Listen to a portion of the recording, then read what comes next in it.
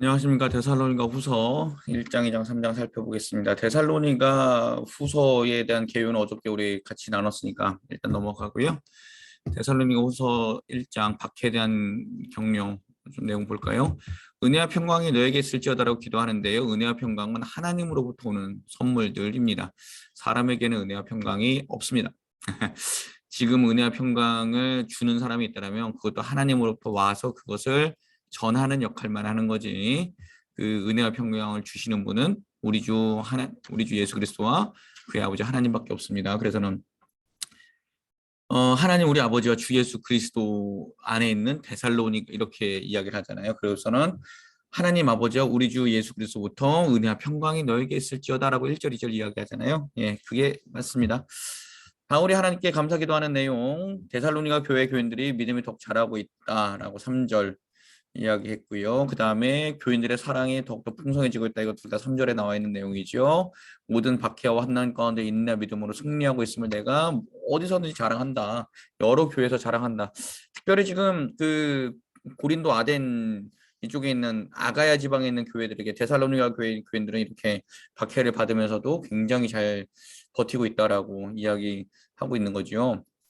자, 고난은 그럼 뭘까요? 그 1장 5절에 보니까 하나님의 공의로운 심판의 표요 너희로 하여금 하나님 나라에 합당한 자로 여김을 받게 하려 함이니 그 나라를 위하여 너희가 또한 고난을 받는다라고 했는데 고난은 하나님의 공의로운 표를 나타내고요. 하나님 나라에 합당한 자로 여김 받게 하는 그런 존재. 고난을 통해서 우리가 하나님을 더욱더 알았습니다라고 그렇게 고백하는 거죠. 그래서 고난이 무조건 다 나쁜 게 아니고요. 고난을 겪을 때 하나님 이 고난 가운데 낭망하지 말고 이 고난을 이길 수 있는 힘을 주십시오라고 그렇게 기도하는 것이 우리 성도들의 기도이지요. 고난을 겪지 않게 해주십시오라고 기도하는 게 아니라 하나님 이 세상 가운데 내가 성도로 살면서 고난 겪을 수 있습니다. 그러나 그 고난에 무릎이 꺾이지 아니하고 오직 하나님께 무릎 꿇고 기도하며 그 모든 고난을 이기게 해주십시오라고 하는 것이 우리 성도의 기도여야 합니다. 예, 환난을 당하는 성도들은 하나님께서 안식으로 갚으실 것이고요. 주님 오실 때는 복음에 복종하지 않은 자들에게 형벌을 내시고 그들은 영원한 멸망의 형벌을 받을 것이라고 바울이 데살로니가 교인들을 위로하고 있는 거예요. 그래서 주님 오실 때까지 우리는 뭐 해야 될까요? 복음에 복종하지 않는 자들을 찾아가서 복음을 전해야 되고요. 이 영원한 멸망의 형벌을 받을 자들에게 가서 예수 그리스도의 사랑을 전해야죠. 예수 믿고 구원 받으세요라고. 그것이 우리의 의무이고 우리가 해야 될 일임을 우리는 꼭 생각해야 됩니다. 자, 그리고 바울이 하나님께 감사기도 하는 내용 계속 살펴보면요. 주님이 마지막 날에 그의 모든 성도에게서 영광을 받으실 거고요. 하나님께서 데살로니가 교인들을 부르심에 합당한 사람들 여기심에 감사한다. 라고 이야기를 합니다. 그 11절 우리도 항상 너희를 기도하면 우리 하나님이 너희를 그 부르심에 합당한 자로 여기시고 선을 기뻐함과 믿음의 역사를 능력으로 이루게 하시고 모든 선을 행할 때 믿음의 역사를 능력으로 하나님께서 계속 이루어 가심에 대해서 난 감사하고 있고 너희의 선을 통해서 우리 하나님과 우리 주 예수 그리스도의 은혜대로 우리 주 예수 그리스도의 이름이 너희 가운데 영광을 받으시고 너희도 그 안에서 영광을 받는다. 너희의 선을 통해서 우리 주 예수 그리스도의 이름이 영광을 받게 되시고 너희도 그 영광의 은혜에 동참하게 될 것이다. 라는 것에 나는 감사한다라고 데살로니가 후서 1장에서는 바울이 그렇게 기도하고 있습니다. 2장 볼까요? 2장은 재림에 관한 훈계인데요. 그 날이 이르렀다고 쉽게 마음이 흔들리거나 당황하지 말기를 기도를 했습니다. 누가 어떻게 말해도 미혹되지 말라. 이거 예수님도 말씀하셨죠. 때가 올 건데 미혹하는 사람이 올 거다. 근데 흔들리지 마라. 그 날과 때와 장소는 누구만 하신다고요? 아버지만 하신다. 라고 했습니다. 그러니까 이 데살로니가 교회 교인들은 다른 건 다 들었는데 예수 그리스도의 그 오심과 사심과 죽으심과 부활하심과 승천하심과 다시 오심에 대해서 들었는데 이 다시 오심에 대해서만 관심이 있었던 거예요. 그러니까 다시 오실 때 우리는 어떻게 될 것인가? 다시 오실 때뭐 얼마 안 남았다는데 우리 그냥 대충 먹고 살지. 남의 거 빌려서 쓰지. 뭐 이렇게 살았던 거예요. 데살로니가 교회 교인들이. 그러니까 바울이 그게 아니다. 주님 언제 오실지 모르니 우린 최선을 다해 주님 오실 날을 예비하며 살아야 된다라고 그렇게 이야기해 주는 것이 재림에 관한 교훈입니다. 믿음의 배신과 배도와 멸망의 아들들이 먼저 나타날 것이다. 3절 먼저 배교하는 일이 있고 저 불법의 사람 곧 멸망의 아들이 나타나기 전에 그날에 이르지 않을 것이다. 근데 이 멸망의 아들이 어떤 존재냐면 모든 신 위에 자기를 놓고 자기가 하나님의 성전에서 하나님이라고 이야기할 것이다 라고 하죠. 이것을 요한계시록에서는 적그리스도라고 이야기하지요. 예. 악한 자가 나타나는데 사탄의 활동을 따라 모든 능력, 표적, 거짓, 기적, 불의의 속임, 진리의 사랑을 받지 않음 이런 악한 자들이 나타나는데 사탄도 이런 능력을 나타내고 표적을 나타내고 거짓 기적을 나타내고요. 이렇게 한다고 합니다. 그러니까 우리는 날마다 이거 잘 분별해야 돼요. 이거를 성경에선 테스트라고 하거든요. 악한 자가 하느냐 하나님의 뜻이냐라는 것을 우리는 늘 분별하고 있어야 된다는 것이 성경의 이야기입니다. 그래서 하나님 이게 정말 하나님의 뜻입니까? 라고 우리가 늘 여쭤보지 않으면 어떻게 돼요? 우리는 사탄의 꾀임에 넘어갈 수 있습니다. 사탄도 광명한 천사로 가장할 수 있다라는 것이 성경의 가르침입니다.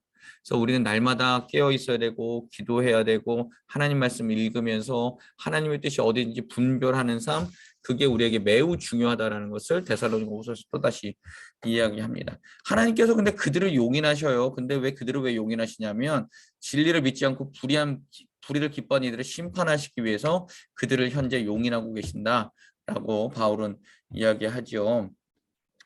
저는 9절과 10절인데요. 악한 자의 나타남은 사탄의 활동을 따라 모든 능력과 표적과 거짓 기적과 불의의 모든 속임으로 멸망하는 자들에게 있으리니 그들이 진리의 사랑을 받지 않았다.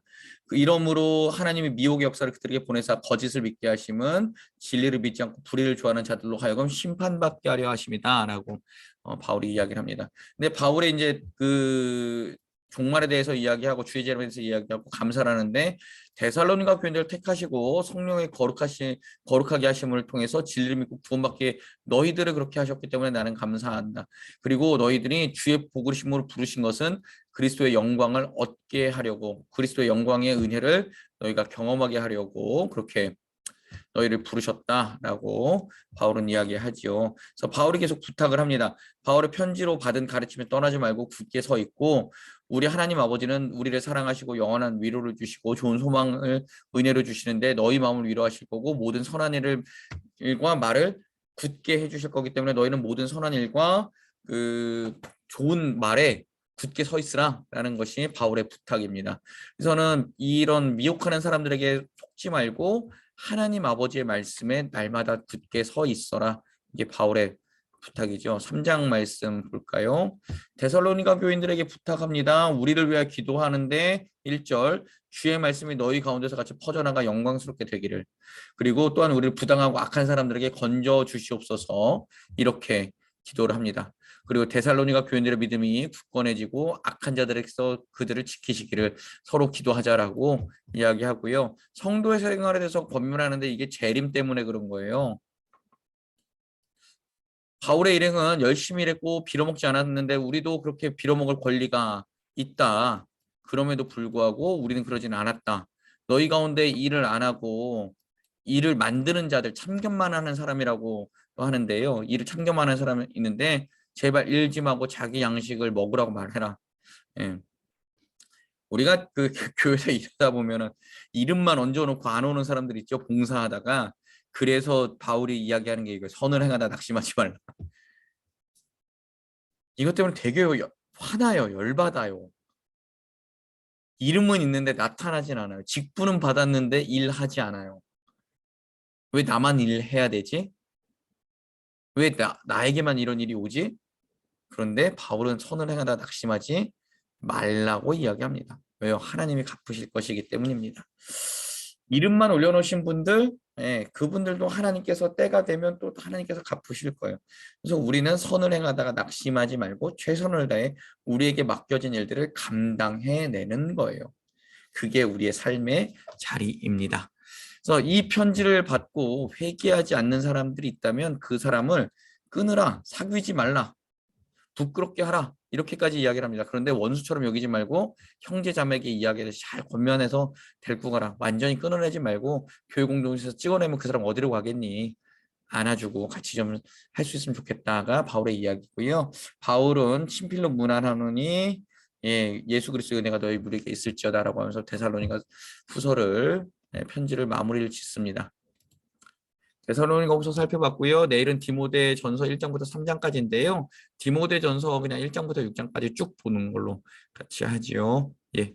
내일 디모데 전서를 같이 찾아오겠습니다. 감사합니다.